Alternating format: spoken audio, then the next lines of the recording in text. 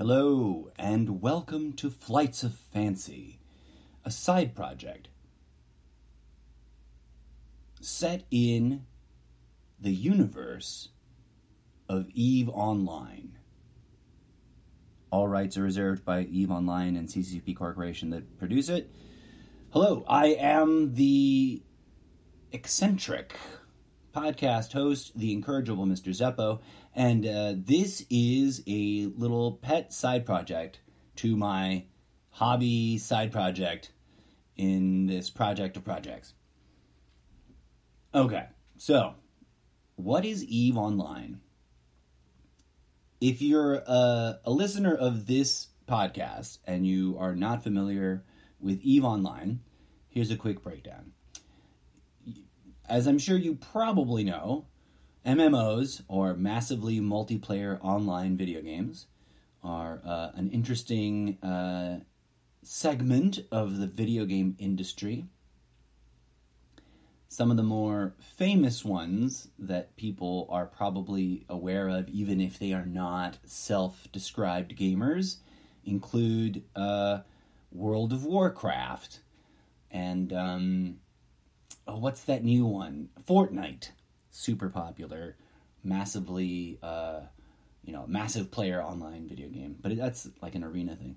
So EVE is an interesting example of this MMO phenomena. It's an online space travel warship player versus player type of gaming environment. It's epically huge, and it's all about flying around in spaceships and doing things to make money and shooting other spaceships.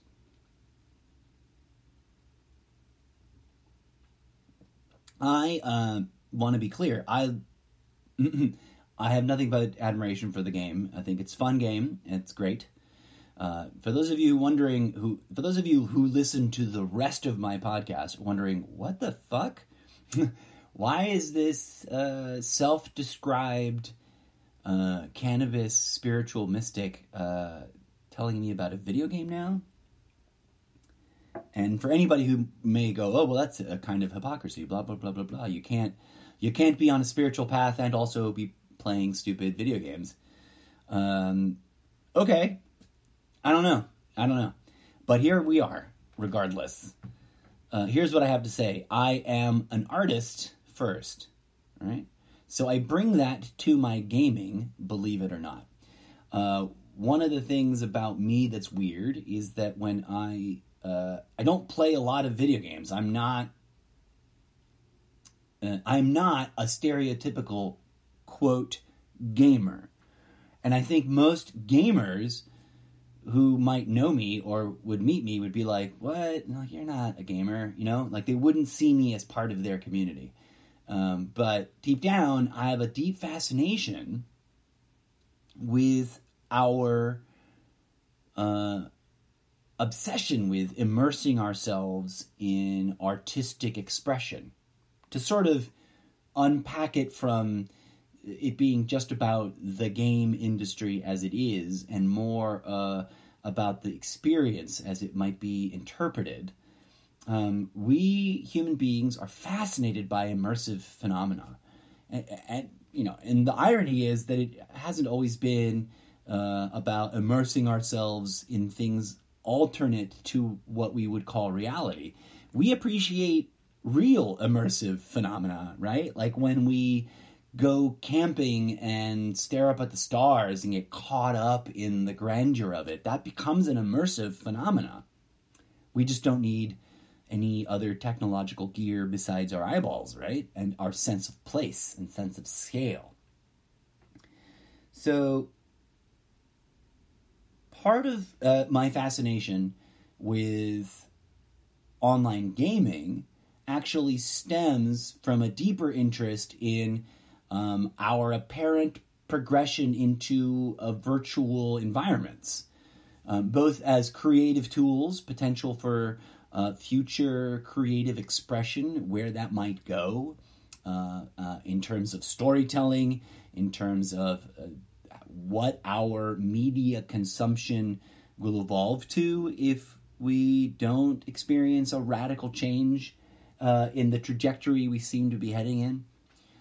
First, so, like how will we be consuming media, and what kinds of media will we be consuming in 10, 15, 20 years, right? Assuming that the status quo maintains itself, the society doesn't crumble or fall apart or devolve into some sort of free-for-all madness, or we don't experience, World War III or anything anytime soon.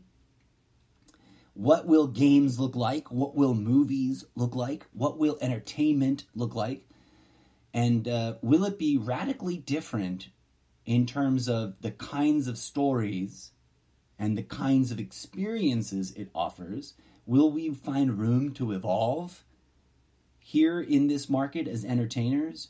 Or will it maintain its sort of de facto baseline, it's really just mostly boils down to fantasy violence abatement, right? Like, video games that sell tend to be video games that utilize violence.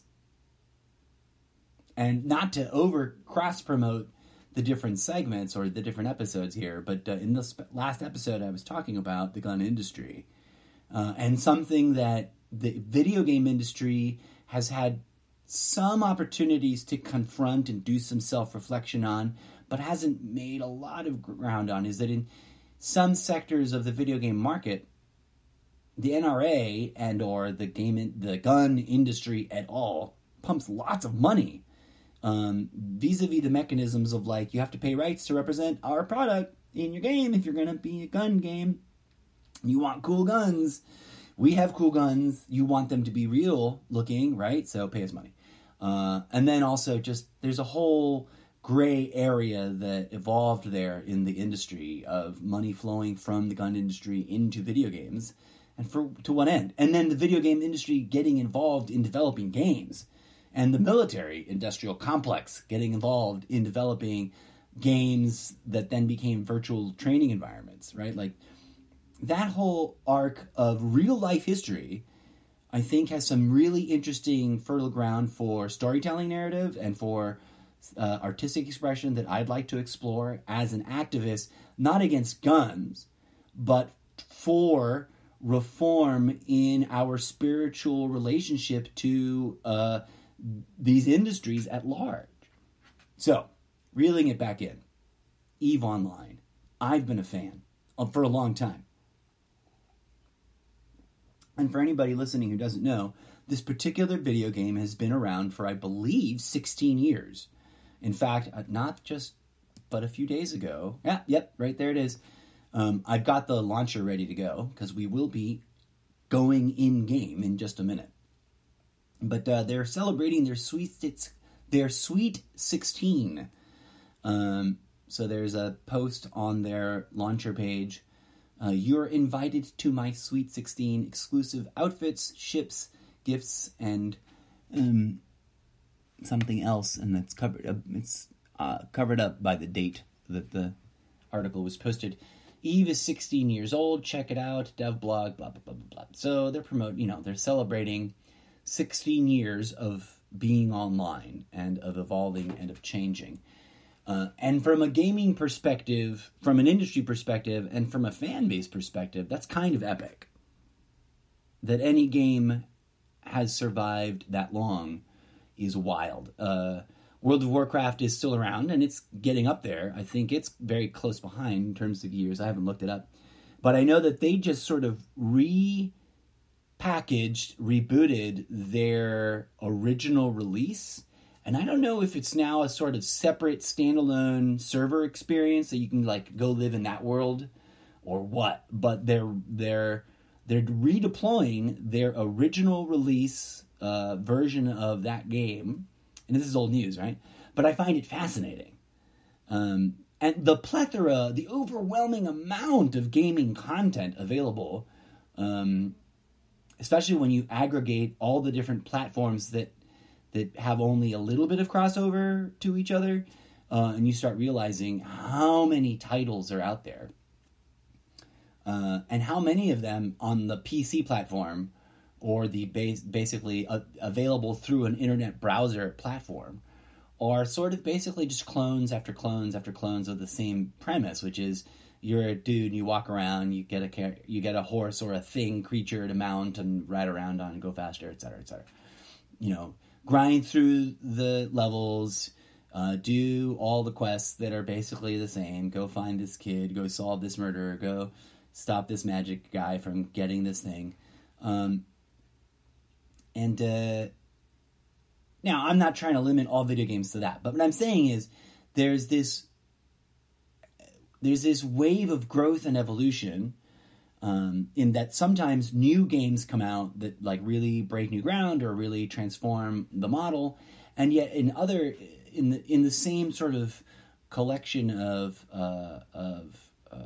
experience, there's games that have evolved within themselves and transcended their own structures, right? Or Eve is interesting in that it has been one of these games that has maintained a through line, not so much in story narrative. They're very not story oriented, whereas a lot of the other MMOs try to also provide a kind of overarching narrative experience. I think of Guild Wars especially. They're really, really story driven. Whereas World of Warcraft a little less so. Although, each patch, each upgrade, each thing had its story elements and its bad guys and its world events and all that kind of stuff. EVE is a little bit different. There is some of that going on. It's a little less prominent. There is epic lore that people nerd out on, and there's origin stories and all that kind of stuff. But what I've found interesting about EVE is that it's really open-ended. It really embraces the sandboxiness of giving not so much world-building tools like some games have, which is a fascination I was really fascinated with for a while, but rather sort of just enough tools to establish a business for yourself. Like not to the extent that some of the like fourth gen. I don't know what the real labels for them might be, but EVE is an MMO of a certain make and model, and then there's MMOs that are a little bit more ahead, further along in the evolutionary scale. And I'm trying to pull up the name of the one. It was the first MMO I checked out in hopes that it would have a Mac version of itself, a Mac interface, so that I could play it, because I've been wanting to play it. What is it called? It's there's those handful of, there's Entropia, I think. And the other one, Other Life. No, is that the name of a movie? Anyways, there's the handful of games that are like supposedly real world currency markets inside the MMO platform, and that like you can really, really build crazy shit and sell it. But I digress. EVE's not quite that level of sandboxy, but it is enough that like players have been playing it for 16 years. And in reading through the different forums and stuff, you see testimonials of interesting gameplay evolution. Like people, I've literally read accounts of like, "Hi, I've been just mining ore for like 8 years and doing almost next to nothing else, and I think it's about time I started getting into some PvP. How's about that? Where do I start?" And it's like, you've been in the game for 9 years and you've never PvP'd? Isn't that amazing? Like, not judgment, but like, wow, you can do that. Anyways, I digress. I'm going to stop rambling, and I'm going to bring us to what this spin-off project is really all about. So I'm not just going to play the game. There's plenty of people on Twitch and whatnot that play the game and talk about it. I'll be doing a bit of that. This podcast, though, is intended to have an out-of-game sort of meta element where I talk about the game, its features, what I've learned about it, because it's notorious for having a really steep learning curve. And so I'm going to have that ingredient there. I am going to sort of share my personal perspective on how the game works, its environment, and share some interesting things from the community, etc. But I'm also going to go like in game and be the characters that I'm playing, because outside of the scope of podcasting, I'm actually in the process of laying the groundwork for a collection of fan fiction short stories. The collection, I think, the working title for this collection is Flights of Fancy. That title might change, and if that title changes, then the title of this podcast will change, etc. But what I want to write is some short stories as fan fiction set inside a fictionalized, sort of imagined, futuristic version of EVE. That's why I went to the length of introducing it the way I did, to establish its 16-year history. I didn't go into much of what's going on with the game, and I will talk about its real-life history. But I'm also, and I hope that this reads well, it scans well eventually as I work with it, what I'm going to do is write short stories, and then this will be the segment in which I will share the audio cast reading of those short stories. This will be the audiobook version of the short stories as told within the soundscape environment. Knock on wood, I'm not intending to violate the game's commercial rights, but I hope they'll, if they ever get around to listening to the podcast, that they'll give me permission. This is me asking CCP and any other decision makers behind EVE for permission to broadcast their actual game environment sounds for the purposes of creating a podcast that is a fan fiction crossover world where I can read the short stories that I'm going to write about these characters that I'm playing. And mind you, like I said, the short stories are going to be set in a futuristic version of the game. Now let me explain that, because that may not make sense, because the game is itself already set in the future, right? In a long distant future. If you don't know, I'll give you the EVE setup in a second here. So, in my literary multiverse, there's a progression of examining technology and our relationship with it. One of the reasons that I wanted to create a work of literature that could drop into any timeline is so that I can explore through fictional parody our relationship to technology as we have lived through it and continue to live through it. Science fiction has always been about that, right? Science fiction is about our relationship to technology and our relationship to the world in which we're trying to survive and or dominate. Because humans have this really maladjusted worldview that our relationship to reality is one of suffering or dominance. We can either suffer through surviving in this harsh, cold world, or we can dominate it and control it and utilize it for our profit. We can consume it and destroy it. But anyways, so in my literary universe, in the branded world of the incorrigible Mr. Zeppo, the character that I'm both sort of role-playing in real life, in this real time vis-a-vis my podcast, but also, he has many adventures both in this timeline and others in these stories that I'm slowly crafting. There are some characters that live about 160 years in the future from now. There's also characters that live about 60 years in the future from now. There's characters that I want to explore that live 60 years in the past, and characters that live about 160 years in the past, etc. Something like that. That's a rough timeline. In that distant future of this world, humanity has postponed extensive space travel for the purposes of prolonging the profiteering that's easier to achieve here, mostly because the cost to profit metric hasn't been overcome yet in terms of technology, right? But in order to prepare, we've elevated cyber technologies quite a bit. And that's my computer giving me, that's my actual iMac telling me that tomorrow is Memorial Day and also Yom HaZikaron. If you're, I I believe Jewish, right? Sorry, it's not Memorial Day. I'm an idiot. That is the English translation of what that Jewish holiday is. It's not American Memorial Day. It is Jewish Memorial Day. Okay, anyways, I digress. Sorry for that weird interjection. Hooray for my Jewish friends. Hope you're celebrating appropriately. So, in the future, in this literary fictional future, some characters that I'm creating own a really powerful technology, entertainment, education platform company.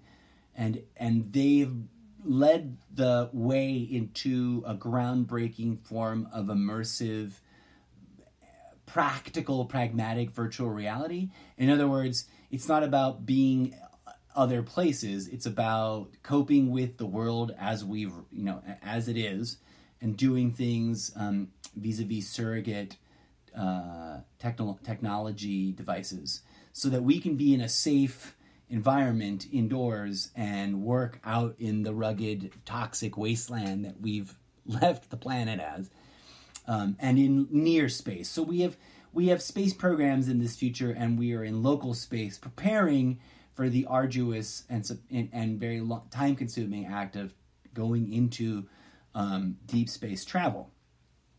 Now, we're not doing it yet in this literary realm.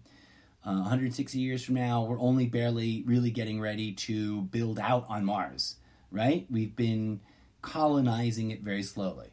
So that's the level. So there's Mars and maybe a couple of other local planets or moons that we've got some outposts on. And we don't do a lot of travel back and forth, but we have a lot of this remote VR technology to do things in a virtual way, because everywhere we've rendered the Earth toxic, and these other places we're traveling to are also sort of not particularly, habitable yet. And in that milieu, in that sort of setting, we've invested in this super immersive VR platform that becomes ultimately the way we do everything, right? We create a virtual environment in order to control remotely all those things that we're working on, and then also just live in a prettier place and be able to do cooler things than we're able to do in real life, because we've pretty much basically destroyed the planet. So we spend the vast majority of our time immersed in VR. And a subsidiary of one of these corporations that is ultimately revealed to be owned and operated by the incorrigible Mr. Zeppo and his cohorts, is a spin-off of this, is using spin-off technology of this platform to provide really immersive, really virtually deep, real video gaming experiences, right? Kind of reinventing, rediscovering, redeploying video games after a very oppressive period of Trumptopia, where gaming was like really, really, really oppressed and overregulated, which is a little backstory detail from Trumptopia period stories, is that all sorts of media is super hyper-regulated and oppressed. And so technologies were sort of prevented from evolving in terms of how they're applied to entertainment. But there is a shift in there that I'm not going to get into, and then we find ourselves in this post-Trumptopia. It's like, oh God, what have we done? We really have to figure out some technological solutions. And so we're in this really, I guess, almost golden era of technology that's sort of like God, we have to do better. We feel so horrible about what we did during the Trumptopia era. Okay, so in this video game corporation, one of the projects is bringing back to life old games from previous eras and like giving them new form. So I'm going to dabble in some other games that I've played or that I'm a fan of or that I might play in the future. And I'll make up games too, right? Like that represent other games or whatever. But the idea is that this company is like endeavoring in digital archaeology to discover old popular or not so popular gems of video game entertainment product that it then sort of unearths, revamps, and redeploys, both in a sort of hyper, reimagined way, like, hey, it's cutting edge and futuristic, and yay, isn't that cool? And also in the you can play it as it existed in its old-fashioned way. So EVE is one of those ones where what I want to do is represent it as a sort of hybrid game where it survived that transition by going underground somehow, and then it reemerged, and it was like it's the flagship game that's been resurrected, quote unquote, but it also never really fully died. So in many ways, while it's evolved to a new level, there isn't an alternate version of it's like what it was as its original, because it's maintained a sort of cohesion that it almost sort of still is its original version. It's just also as up to date as it can be, if that makes any sense. And I'll see how that plays out in terms of the short stories that I write. But I want to now actually take us into the game world and talk about it a bit, and then maybe explore what it would be like to read some of the narrative fiction that I'm going to create. I'm going to introduce you to the characters that I'll be working with at the center of these stories. All right, here we go. This is always fun. We're going to launch EVE.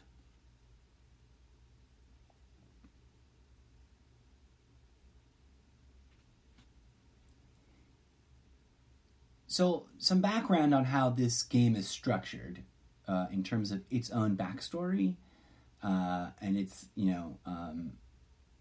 sort of game environment details. Its origin story is that somehow humans from a long lost epoch in history that were technologically advanced created or sort of discovered an even older technology, right? Because a bit of both is always happening in their lore. But humans traveled from wherever humans came from, essentially Earth, right? Ooh. All right, so it's launched. Ooh, and there's hold on, let me pause the backstory stuff. Oh, there's a special anniversary celebration thing, and I've got 16 days to claim a bunch of prizes. I haven't logged in, and I've already missed a couple days. Let me claim my day one prizes, which is like silly things that you can. I get a T-shirt for my character and a skin for a ship, and you can utilize these or sell them, trade them in the game, which is neat, right? All right, so in the origin story for EVE Online, human beings traveled from Earth great, vast, crazy, insane distances to get to this place that is called EVE, and there was, for a period, a connection back and forth. And then there was some travesty, some epic tragedy that disconnected that bridge between hyperspace. And there was a period of, lost technology. And a time when, people had to, rebuild and suffer a kind of space dark age. And then these different tribes formed, and the different races of EVE were established. And then many years went by, and then they started their own travels and local acquisition of neighborhoods in space. Okay, so, and then, centuries went by. Centuries have gone by. And now everyday space travel that's all you do, is just you travel through space. In the game, there's no going to the planet's surface, so it is purely space travel. It's something that has been asked for and talked about in the past in the community, but the game sticks to just being inside a ship. You can get to different space stations and dock, and therefore manage your items, upgrade your ship, etc. And there's a massive amount of different kinds of ships and stuff that you can get into.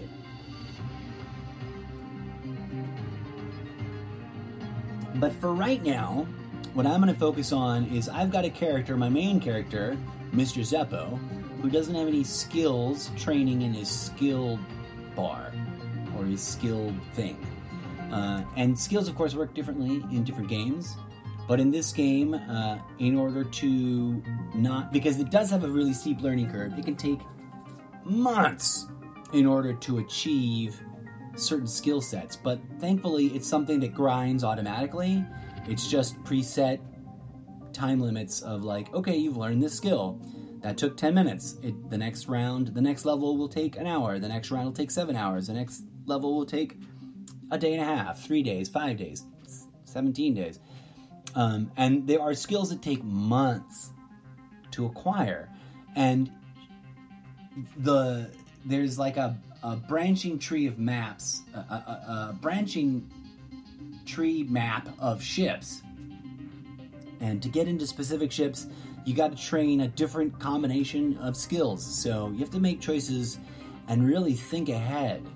And so even the fundamental level, and arguably you got to do that with all games and their skill trees, but this one it's really interesting in that you don't have to like hands-on grind away at specific activities to gain certain skills. But there's still a lot of tedium to the game, but there's also really interesting level of action and epic scale once you get involved in a guild, or a corporation, which is what they call guilds, etc. But let's log into my main character and take a look at where he's at with the skills and what I've been doing in that regard there with him up until now. Here we go. Connecting.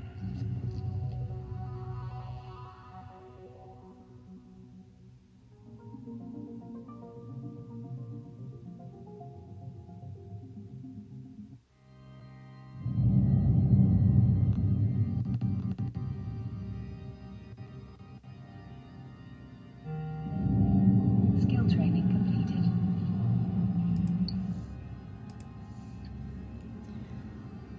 I have no skills in my skill training. All right. So here we are.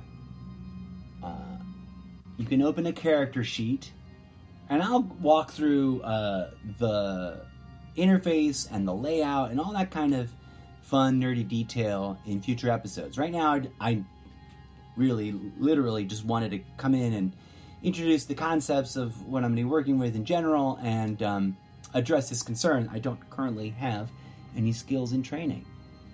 Let's see. So each character has a skills page, and there are 1, 2, 3, 4, 5, 6, 7, 8, 9, 10, 11, 12, 13, 14, 15, 16, 17, 18, 19, 20, 21, 22, 23 different categories of skills, and we'll look at those in greater detail. But now, normally, a show like this might start with a brand new character, and I haven't done that. I've been playing this game since the beginning of the year. I got it right before January. It was like a birthday gift to myself. And I'll tell you more about all that fun in a future episode. And I will do an episode later on about like the new player experience. Which, in my time since getting the game, CCP has already implemented some interesting tweaks and changes. So we'll do an episode about that in the future. But just understanding that there's a lot of skills to train, you can understand that it's been, 3 or 4 months now, and I'm only just gotten this character to a place, and I chose some weird choices in laying out my skills. But I've only just gotten this character to a place where I feel the fundamentals that I wanted to cover quickly and easily have been covered. And now I really have to start making more well thought out decisions. Because in other words, I wanted a smattering of all the basic skills. So, and I know that can be meaningless if you don't know the details of the game. So if you're listening, you've never played, don't worry, we'll get into it. Just know that there's a lot of skills, right? And I wanted I wanted a nice, even distribution of what seemed to me, based on my understanding of the game and how it works, to be like some of the core fundamentals that would give my characters flexibility. So there's a lot of ways to play the game, but I enjoy being a member of a good guild or a corporation, right? And to that end, I sought one out really quickly, and I found one that has, I think, a really well thought out like structure to it. It's multiple corporations in an alliance, and they've got corporations that focus on specific interests, and a generic sort of entry-level corporation where you can participate in a broad range of activities without feeling overwhelmed, right? Okay. So, flying ships is the core activity that you do.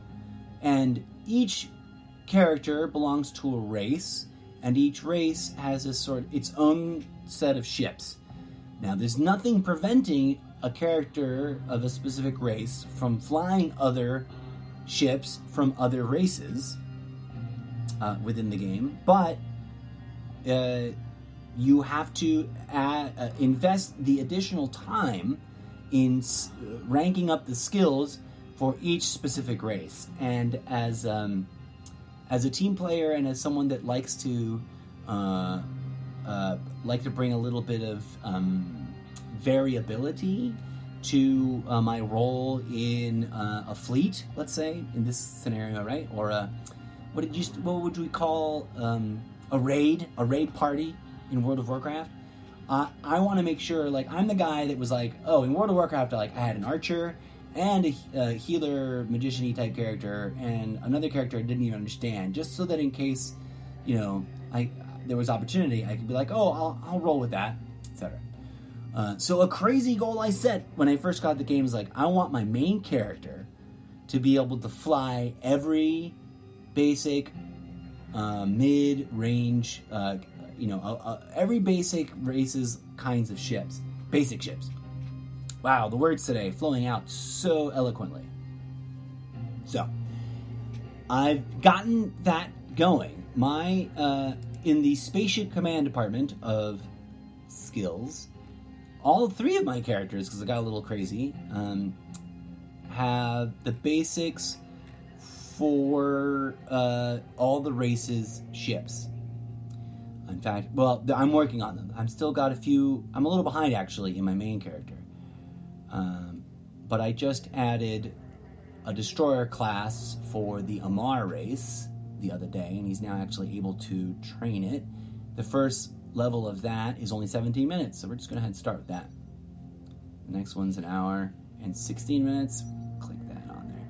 So when you click on a skill that needs training, it's broken up into different levels, and there's, I believe, 5 little blocks that you can fill up, right? That's training. And when you say add to training, it gets into the training queue, which then counts down the clock for how many minutes worth of training your character needs to go through to achieve or unlock that skill and improve his or her abilities at whatever that skill says. Amar Destroyer is a skill at operating Amar Destroyer class ships.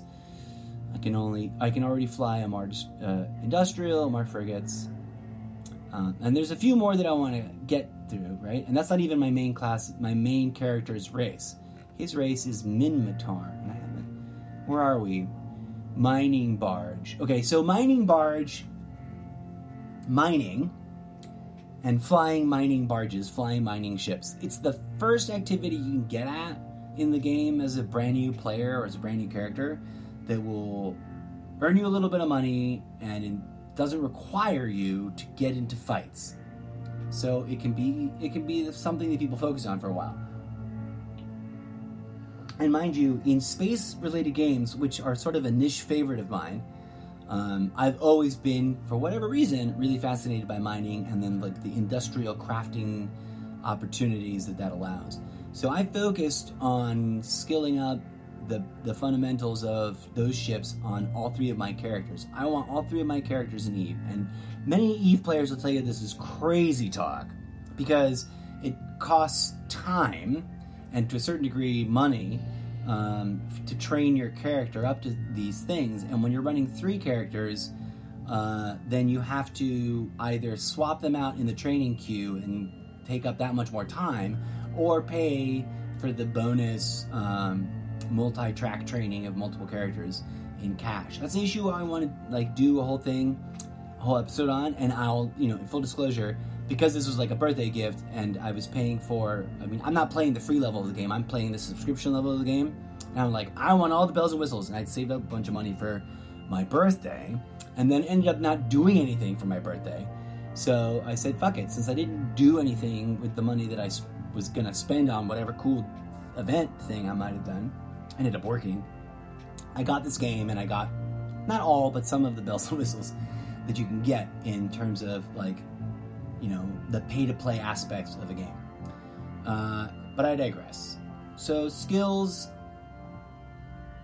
you can skill up to, there's two tracks that you can play the game at. In order to attract more players overall, they've separated like subscription accounts from free accounts, called them Alpha and Omega.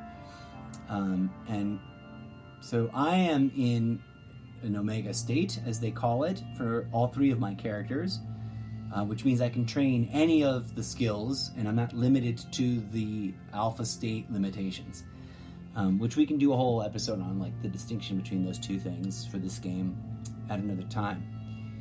But yeah, so as you schedule your skills, they queue up, and then you can watch the countdown. You can, I think at Omega, you can queue up to 50 skills, and that's just from memory. But from experience, I know that I can queue up as a shit ton, and then you've got, several days worth. And now as all the time increments get bigger, the higher up, like for example, Minmatar Destroyer, it's like a really basic skill. It gives you the skill at operating my native class, my native race's class of ships. It's currently the next level to get it to level 5, which equates to 512,000 skill points. It requires 9 days, 10 hours, and 37 minutes, right? So if I added it to the list now, it would, click on that time, add up that time, then you sit there and count it down. And it doesn't matter if you're logged in or not. That time grinds away, and when you come back, those skill levels and the proficiency bonuses are added to your character stats, and it impacts gameplay. So that's fun. Now, there's also stuff that you do to acquire stuff and better gear and build your ships, etc., etc. We can talk about that more at another time. What I want to focus on is, what do I want to grind at the most next? I'm torn between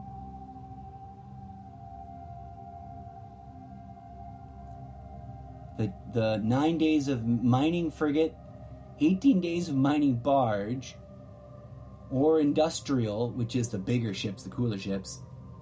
That's 18 days. And I want to get to freighters so I can get the big, really sexy transport ships. And that's going to take 23 days to... My strategy so far has been to skill up skills of interest and then queue them up by the small, from the fastest to get done to the slowest for some reason. So if I'm looking at these things right now, part of me wants to just click on all the ones that are under a day and knock them out. But also I'm not flying some of those yet, right? I really want to focus on the skill sets that I really, really want to use the next time I log into the game and play for an extended period of time, as I have free time, right? And that really is the mining. So I want to be able to I next want to focus on, with all 3 of my characters, amassing wealth through mining and playing that aspect of the game, and then get into fabricating my own ships so I don't have to buy them. And that could be crazy. That could take a lot of time.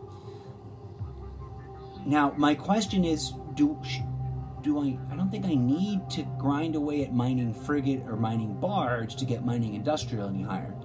But mining industrial is a longer wait. That's funny. Industrial command ships. That's a whole other thing. Is that... What do I need? And let me make sure. It's easy to get confused and get sidetracked. So I'm going to open the ship map and look at... Oh, got to clear out some screens. Go away, chat.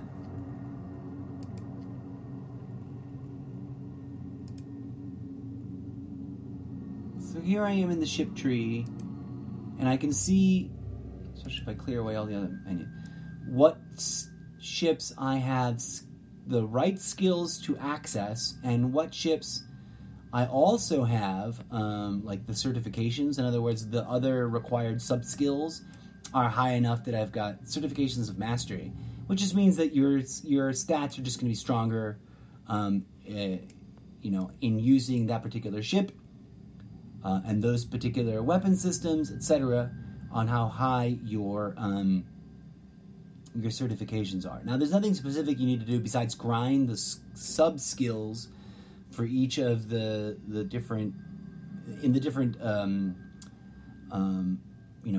arrangements that they pick for each ship.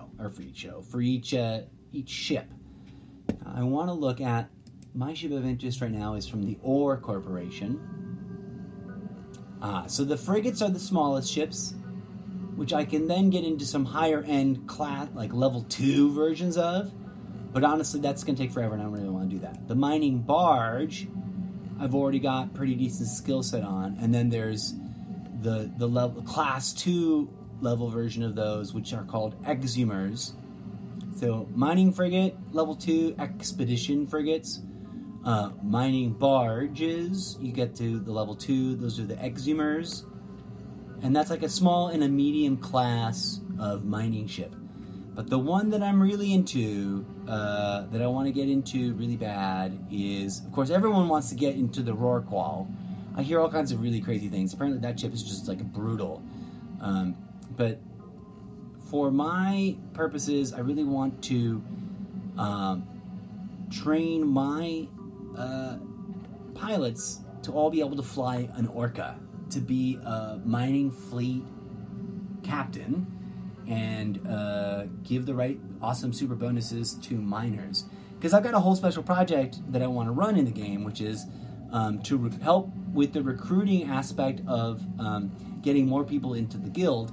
I want to go... Our guild already runs local mining fleets for guild members with boosts and being able to buy... And a buyback program, so it's like they buy the ore that you mine right then and there, so you don't have to haul it to wherever you want to package it and sell it.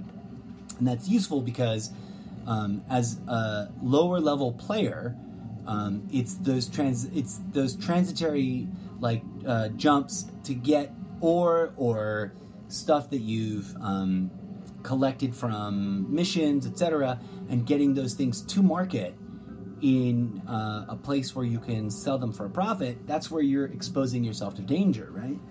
So anyways, I want to run fleets like that for really low-level newbie players, but with the high-end ship, which I'm sure people do. There's lots and lots and lots of people in the game, but I want to do that as a service to recruit more people into my corporation.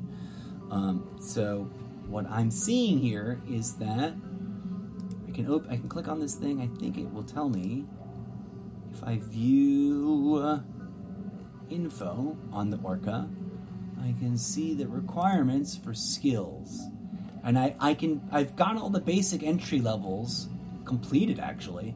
Industrial Command Ship 1 at level 1, or Industrial 3 at level 3, Spaceship Command 3 at level 3, Mining Director level 1, Mining Foreman level 1, Leadership, Spaceship Command. Now to get my Master Ships, I don't have my basic one yet, so I click on that tab in the Orca information window, And I see that I've got the core spaceship commands done.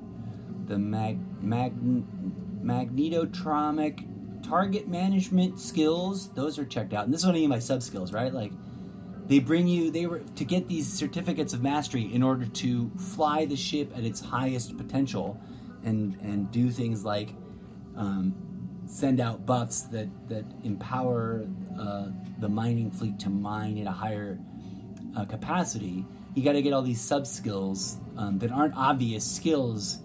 It isn't an obvious relationship to any specific ship when you're looking at it in the skill sheet.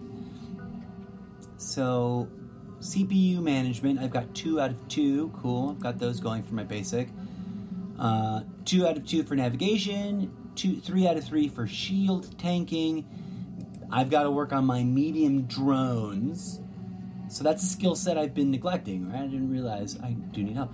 So drones 5, 20 hours worth of work there. Drones 1, basic avionics.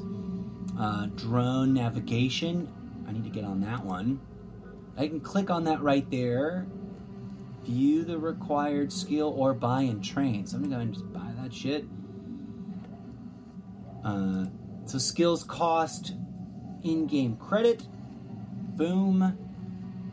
And then you've got to, I think I added it to my skill sheet. Yes, it did. It's now training. Hooray. So is drones 4. That had to, drone durability 1. Got to buy and train that in order to complete this mastery. 130,000 ISK. Okay, that's not too terribly expensive. Boom. You used to have the interesting historical note, up until very recently, and this has been somewhat controversial in the community, you had to identify the skill that you needed, and then look it up in the marketplace, and then buy it, but it was almost always like not at the station that you were at. And if you couldn't find it in the marketplace, you had to fly to a different hub and try and find it in another area or another region of space, and then fly to that marketplace or that station where the seller sold the skill and you had to buy it from them, and you had to get it and pick it up from this. A lot of zooming around.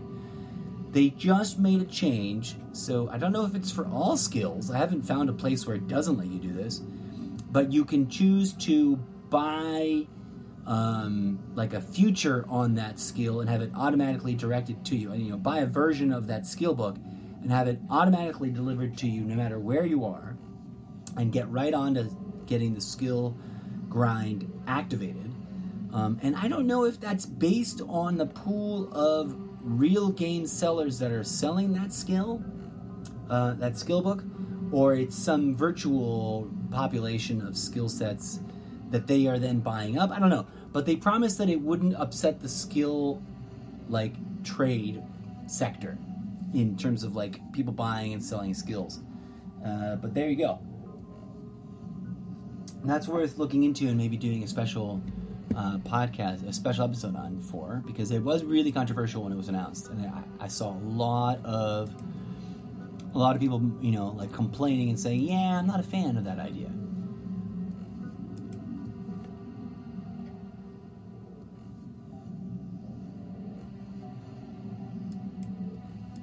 Okay, so let's look at the next level of mastery for this character, because this is the way, instead of looking at just all the skill sets available and picking the smallest time frames, I now really want to zoom in on getting my ability to fly this ship up to level 5, which might take forever. Actually, if I click on the level 5, and there's a little thingy here that says the total training time to get a character, just this total training time, 651 days, 19 hours, 54 minutes. Holy bejesus, that's like it's more than a year. Skill training completed. Right? So, like, that's insane. And that's a lot of people that consider themselves gamers are much more intrigued in different, shorter bursts of narrative entertainment that are game-like, and then want to walk away from it, right? Like, move on to another game. How many people do you know that want to invest 651 days just to be able to most powerfully fly one ship model.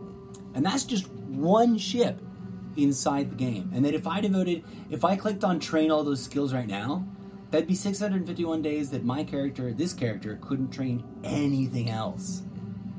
So, it's a really interesting paradigm. I'm not going to do that now, but I do want to get my certificates to level 2, because that's also something I've already checked off a bunch. Shield tanking, I've got 8 of 8. Navigation, I've got 6 of 6. Medium drones, again, the drones is the area where I'm lacking. I've got 4 out of 11. Magnetometric target management, I've got 4 of 4. And I haven't been trying. I knew that some of those skills were skills that would apply to all ships, right? So I was like really trying to focus on getting those to a reasonable level. And core space operations, 7 of 7. Cool. So medium drones, to get to level 2, I have to add drone interfacing and drone sharpshooting. All the rest are already kind of either at the required level for this mastery level, or getting there because they're already grinding away. Oh no, advanced drone avionics. I haven't gotten that one. Let's train that shit to level 1. Alright. That's 21 hours worth of training. Excuse me. Drone sharpshooting is only 5 hours once I buy it. Not too expensive, but a little more expensive than the last pair. It's 195,000 ISK. Okay, so I got that going. And then drone interfacing 1 day, 2 hours and 5 minutes. Let's buy and train that. Let's go.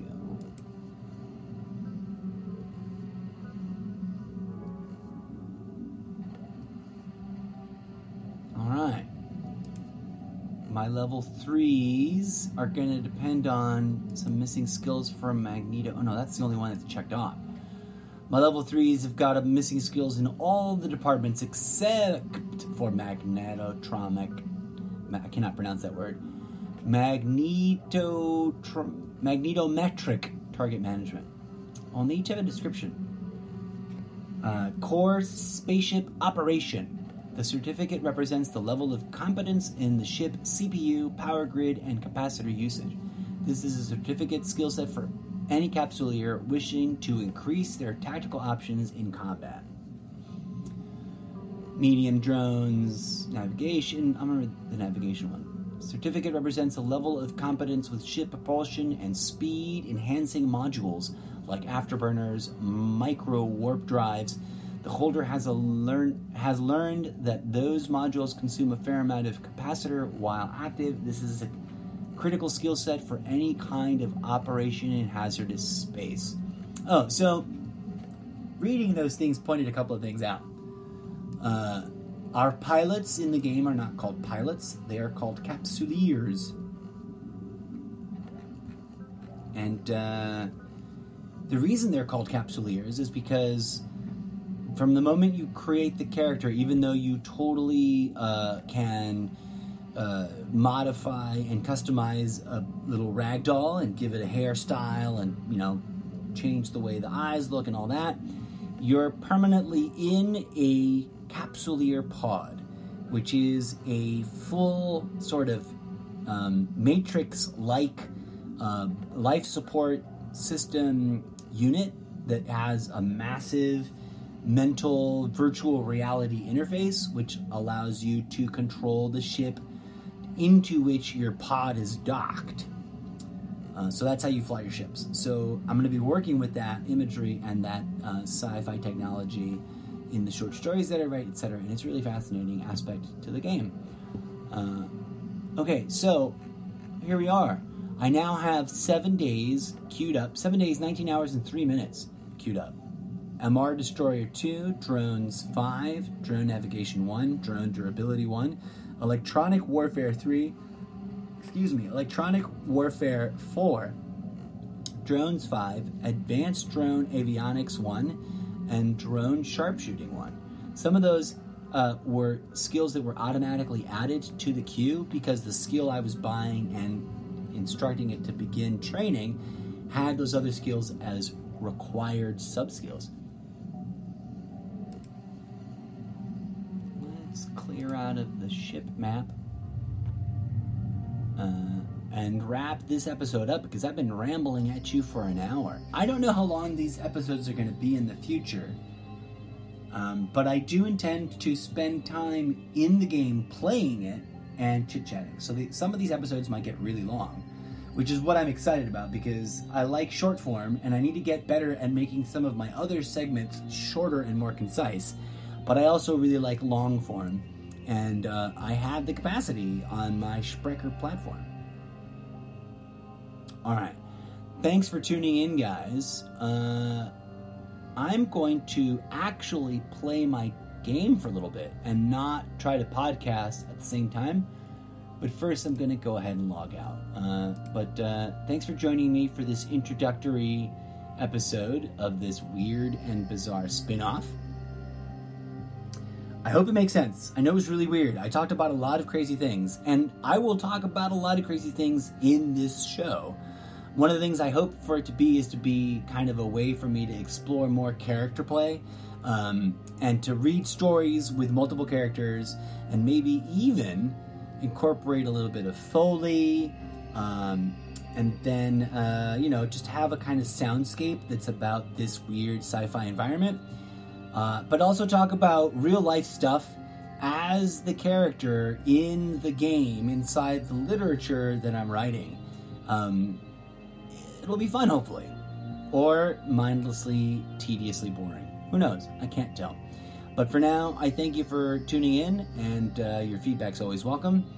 And if this episode of my podcast series is the very, very first ever episode, and you're about to listen to more, brace yourselves. They have nothing to do. The rest of the episodes that are up now have nothing to do with this video game or this short story collection that I'm about to engage in sharing with you. But here we go. Until next time, I have been your absent-minded and very eccentric host, the incorrigible Mr. Zeppo.